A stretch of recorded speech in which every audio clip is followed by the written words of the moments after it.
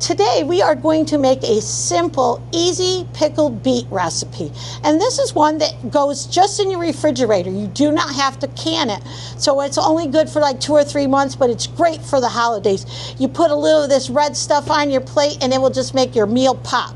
So let's get started. First we're going to add a cup of apple cider vinegar, half a cup of water, and then we're going to add a 1/4 cup of sugar, 1/4 teaspoon of salt, and then we're going to also add some whole cloves, a whole teaspoon of them, and then a cinnamon stick. We're going to put this on the stove and bring it to a boil and let it simmer and get all those flavors coming together.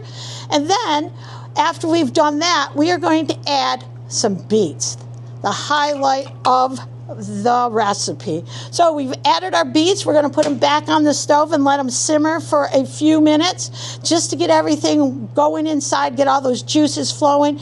And then you're like, wow, that was pretty easy. And the next step is even easier yet. We are going to place our beets in a nice quart jar. This would make a wonderful recipe for a family friend too that might want something. You want them to enjoy the holidays, but you don't have extra money for a gift.